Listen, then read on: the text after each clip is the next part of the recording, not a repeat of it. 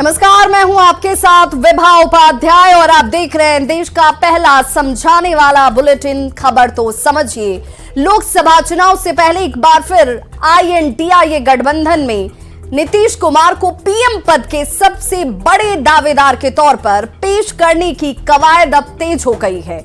JDU व्यवसायिक प्रकोष्ठ की ओर से नीतीश कुमार को 2024 में पीएम पद का चेहरा बताया गया है, तो पार्टी ने हाटे बाजारे नीतीश कुमार के नाम से एक महाअभियान की शुरुआत कर दी है।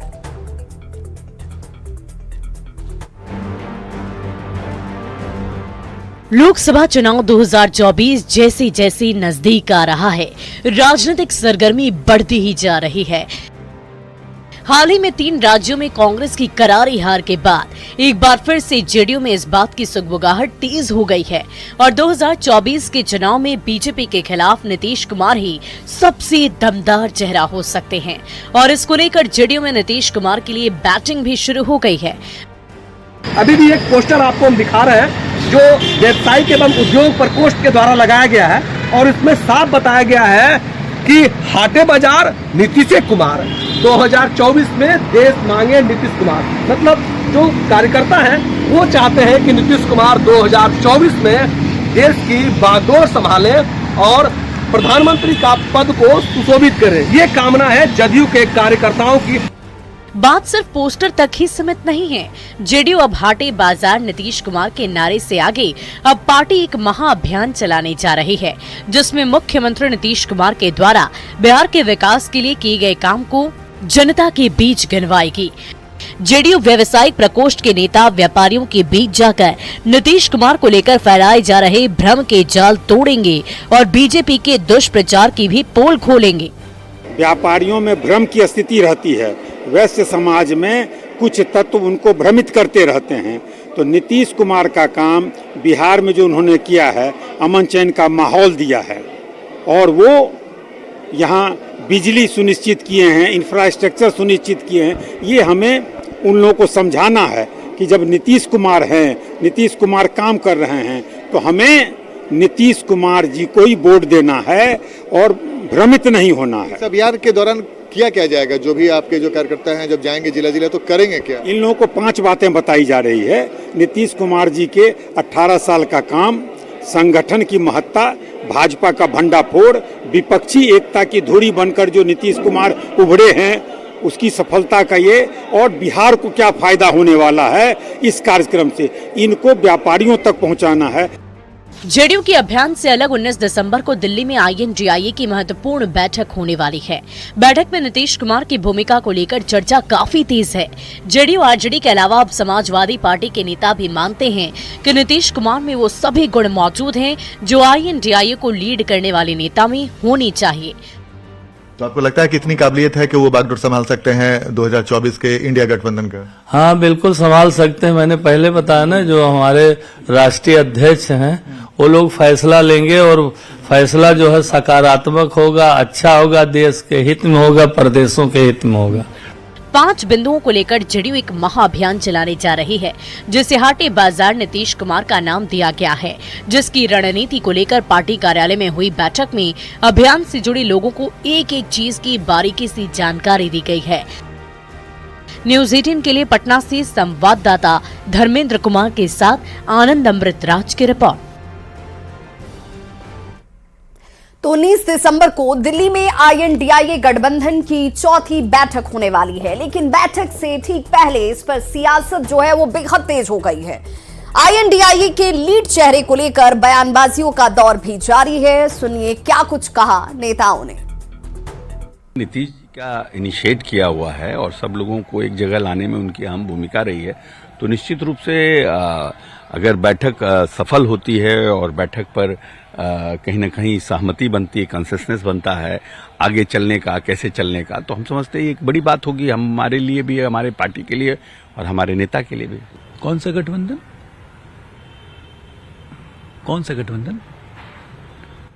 इंडी की बात कर रहे हैं आप? तो इंडी तो आपस में सर फोड़ जुतोवल अभी अपने 3 विधानसभा के चुनाव में देखा नहीं।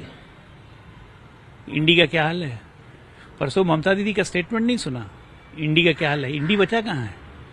ये घमंडिया अलायंस को आप लोग जबरदस्ती इंडिया गठबंधन ये घमंडिया अलायंस है। कन्वेनर नीतीश जी तो कन्वेनर 1 साल से बन रहे हैं, कन्वेनर तो नहीं बने, कन्वेयर बेल्ट बन के रह गए जिसपे सामान ढोआ रहा है इंडी गठबंधन का। आदरणीय नीतीश कुमार जी के लिए अगर कोई पद की बात कही जा रही है तो पहले ही उन्होंने मना कर रखा है कि हमारी तो एक ही इच्छा है कि इंडिया गठबंधन सशक्त और मजबूत हो, पर एक मजबूत चेहरा जो विश्वसनीय आम जन के लिए स्वीकार योग्य हो, उनके नेतृत्व में बात आगे बढ़ेगी। और इंडिया गठबंधन में कई चेहरे हैं जिन चेहरों को आप देश हित में आगे लेके बढ़ सकते हैं। उसमें तो बहुत सारे वरिष्ठ नेतागण हैं और सभी में कैलिबर है वो। और जहां तक बात है, ये तो हम लोग इसके लिए, हम तो उसके मेंबर नहीं होना, उस मीटिंग में शामिल होंगे। ये बड़े नेता लोग आपस में बैठेंगे और वो लोग तय करेंगे कि कौन होगा। ये तो मतलब कि लोकतांत्रिक व्यवस्था से चुने जाएंगे कि कौन कन्वेनर होंगे और कौन इसको लीड करेंगे, या क्या किसका रोल होगा, क्या किसकी भूमिका होगी। तो ये तो इंडिया गठबंधन के लोग जब बैठेंगे 19 को तो तय करेंगे।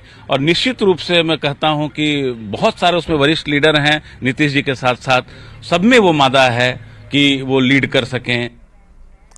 तो 19 दिसंबर को यह बैठक होने वाली है, लेकिन उस बैठक से ठीक पहले बयानबाजियों का दौर जो है, कयासों का दौर जो है वो शुरू हो चुका है। दरअसल 5 राज्यों के चुनाव में कांग्रेस की करारी हार के बाद जेडीयू जैसी पार्टियों ने कांग्रेस पर निशाना साधना शुरू कर दिया।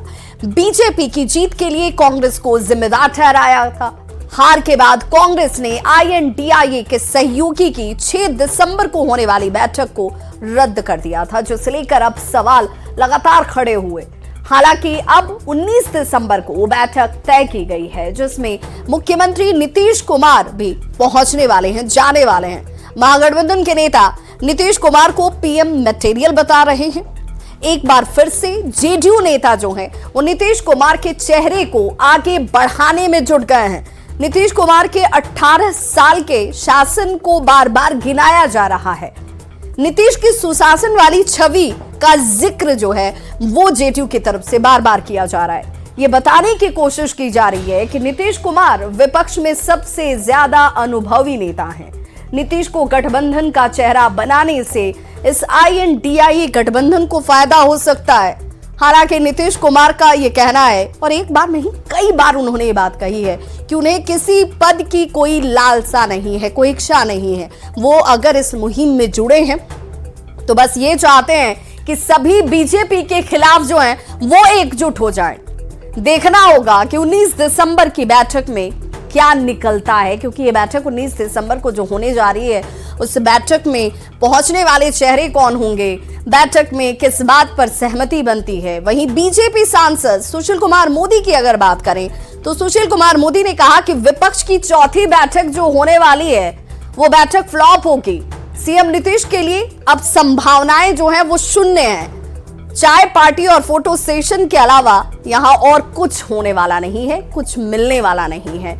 हालांकि ये बीजेपी का दावा है, बीजेपी ये तर्क दे रही है, सुशील कुमार मोदी की तरफ से ये कहा जा रहा है। इंडिया गठबंधन की बैठक 19 दिसंबर को होने वाली है, लेकिन अभी तक सीट शेयरिंग पर तस्वीर साफ नहीं हुई है। इस बीच PM मोदी के विपक्षी गठबंधन पर करारा हमला जो है वो सीधे तौर पर, और उन्होंने कहा कि 3 राज्यों में इंडी गठबंधन का पहला टेस्ट था जिसमें वो फेल हो गए, क्योंकि जनता ने मोदी की गारंटी पर अपनी मोहर लगा दी है। आपको रिपोर्ट दिखाते हैं और बताते हैं कि PM मोदी के इस बयान पर अब इस वक्त कैसे सियासी संग्राम छिड़ चुका है। इस चुनाव परिणाम की गुंज सिर्फ MP, राजस्थान और छत्तीसगढ़ तक सीमित नहीं रहेगी। हैट्रिक ने 24 की हैट्रिक की गारंटी दे दी है। जिस इंडिया गठबंधन की नींव मोदी को चुनौती देने के लिए पड़ी, बीजेपी के विजय रथ को रोकने के लिए पड़ी, उस इंडिया गठबंधन की दशा और दिशा 3 राज्यों के विधानसभा चुनाव में ही करारी हार से तय हो गई। और ये भी पता चल गया कि मोदी को हराने के लिए भले ही विपक्ष एकजुटता के दम भर रहा हो, लेकिन इंडी गठबंधन अंदर से खोखली, बहुत कमजोर है और पीएम मोदी ने भी कुछ ऐसा ही कह दिया है। पीएम मोदी ने कहा, इंडिया गठबंधन का पहला टेस्ट था, 3 राज्यों के परिणाम में गठबंधन फेल हो गया। मैं दिल जीतने के लिए प्रयास करता हूँ। जनता ने मोदी की गारंटी को समझा। नीति, नियत, नेतृत्व और काम ही मेरी गारंटी है। मोदी तो आपके दिल की बात जानता है। पीएम मोदी ने साफ कर दिया कि उनकी गारंटी जनता से है और जनता उसी गारंटी को अब विकास का आधार मान चुकी है और ये चुनावी परिणाम में झलकने लगे हैं। हालांकि कांग्रेस अब भी ये मान रही है कि ये हार सिर्फ उनकी ही है, गठबंधन की नहीं। 2 चीजें प्रधानमंत्री जी और बता दें, क्या यह सच नहीं है कि कांग्रेस को भारतीय जनता पार्टी से 10 लाख से ज्यादा वोट मिला है? वो भी बताना चाहिए। 40% के आसपास हमारा मतों का प्रतिशत है। ये सच है। हम 3 राज्यों में चुनाव हार गए, पर भाजपा भी 2 राज्यों में हार गई, तेलंगाना में और मिजोरम में। जहां तक सवाल है लोकसभा के चुनाव का, पिछली बार हम तीनों जीते थे। ऐसे में प्रधानमंत्री जी का ये खौफ जो है इंडिया अलायंस को लेकर के कि जिस दिन से इंडिया अलायंस फॉर्म हुआ है, प्रधानमंत्री जी लगातार सतही भाषा का इस्तेमाल कर रहे हैं। कभी घमंडिया कहना, हाउस के अंदर गृह मंत्री घमंडिया बोलते हैं, leader of house Piyush Goyal घमंडिया बोलते हैं। ये जो भाषा है वो दर्शाती है कि इंडिया अलायंस से 3 राज्य जीतने के बाद भी प्रधानमंत्री जी को अभी खौफ बरकरार है। उन्हें ये पता है कि इंडिया अलायंस ग्राउंड पर आज भी मजबूती के साथ इंप्लीमेंट हुआ तो नरेंद्र मोदी जी का 2024 में जाना तय है। दरअसल इंडिया गठबंधन पहले विधानसभा चुनाव में सीट बंटवारे को लेकर 2 धड़ों में बंट गया, तो अब उसी गठबंधन को जोड़ने के लिए विपक्ष की कसरत शुरू हो गई है। लेकिन पीएम मोदी ने साफ कर दिया है कि चाहे विपक्षी एक साथ लड़ें या फिर अलग अलग, बीजेपी की राह में कहीं टिक नहीं पाएंगे। और इसका ताजा तरीन उदाहरण 3 राज्यों के चुनावी परिणाम है।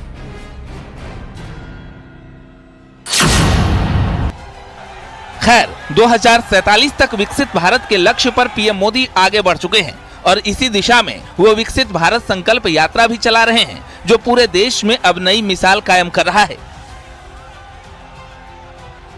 क्योंकि इस यात्रा से वो लोग भी जुड़ रहे हैं जिन्हें सरकारी योजनाओं का लाभ मिल रहा है और ऐसे लोग करोड़ों की संख्या में हैं, जो अब बीजेपी का खास वोट बैंक भी हैं।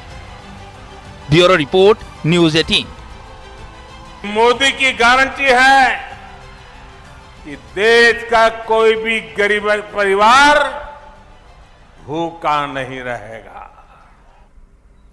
तो पीएम मोदी 2 दिवसीय वाराणसी दौरे पर हैं। भव्य रोड शो उनकी तरफ से किया गया, जिसमें जन सैलाब देखने को मिला। पीएम मोदी ने योजना के लाभार्थियों से मुलाकात की और स्कूली बच्चों से भी बातचीत की। विकसित भारत संकल्प यात्रा में शामिल होकर पीएम मोदी ने लाभार्थियों से संवाद किया और मौजूद लोगों को संबोधित कर कहा कि लाभार्थियों के पास सरकार नहीं, बल्कि लाभार्थियों के पास सरकार को जाना चाहिए। लाभार्थियों को सरकार के पास आने की जरूरत नहीं है, सरकार लाभार्थियों के पास पहुंचे। विकसित भारत संकल्प यात्रा एक परीक्षा है।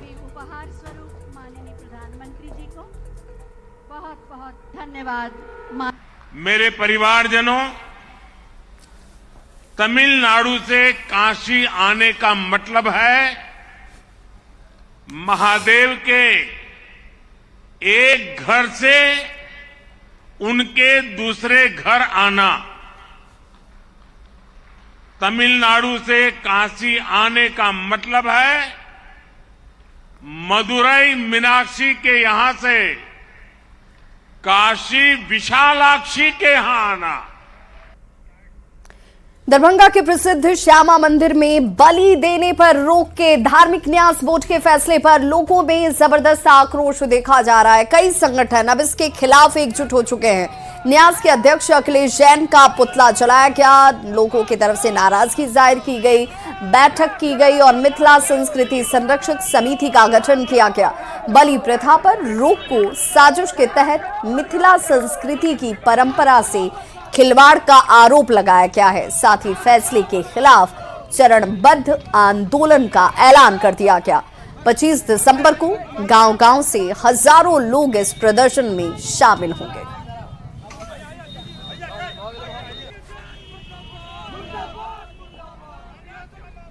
ये हमारे हिंदू धर्म के साथ जो खिलवाड़ हो रहा है, हमारी जो सनातनी परंपरा रही है, वर्षों से चली आ रही परंपरा रही है, उसको जो विरोध किया, हमारे परंपरा को खत्म करने का काम किया जा रहा है। हम तमाम मैथिल हिंदू लोग उस परंपरा के जारी रखने के लिए आज हम लोग एकजुट होकर चरणबद्ध तरीके से ये जो न्यास समिति है जो कि अधर्मी है, जिसको धर्म का कोई ज्ञान नहीं है, जो इससे अपना पेट पूजन करते हैं, वो लोग हमारे परंपरा को बंद करने के लिए आगे आए हैं। तो हम तमाम सैकड़ों लोग आने वाले 25 तारीख को यहाँ सैकड़ों बलि प्रदान देंगे और इस प्रथा को हम बंद नहीं होने देंगे। हम लोगों ने ठाना है अपनी परंपरा को चालू रखना है। तो श्यामा मंदिर में बलि प्रथा पर फिलहाल रोक लगा दी गई, जिसे लेकर सियासत गर्म है। पूजा पर पॉलिटिक्स क्या है, इससे भी जरा समझ लीजिए। कई राज्यों के मंदिरों में बलि प्रथा पर रोक लगी हुई है, जिसमें त्रिपुरा और उत्तराखंड हाईकोर्ट इस पर फैसला भी अब तक सुना चुका है। बावजूद इसके देश के कई मंदिर अभी भी हैं जहां अब भी बलि दी जा रही है। इसी में से एक मंदिर है दरभंगा का श्यामा मंदिर। बिहार राज्य धार्मिक न्यास बोर्ड ने अब इस बलि पर रोक लगा दी है। इस फैसले का स्थानीय लोगों ने विरोध शुरू कर दिया है। लोगों का ये मानना है, लोगों का ये कहना है कि ये धार्मिक स्वतंत्रता पर सीधे तौर पर चोट है, एक हमला है। फैसले के खिलाफ कई संगठन अब एकजुट हो गए हैं। कई संगठन के लोगों ने इसे लेकर एक बैठक की। मिथिला संस्कृति संरक्षक समिति का इस बैठक के दौरान गठन किया गया, यानी मिथिला संस्कृति की परंपरा से खिलवाड़ का आरोप लगाते हुए एक टीम बनाई गई, एक कमेटी गठित की गई। कई संगठन के लोगों ने इस बैठक में हिस्सा लिया और फैसले के खिलाफ चरणबद्ध आंदोलन का अब ऐलान कर दिया गया है। तो चलिए अब नजर डालते हैं इस वक्त की हेडलाइंस पर।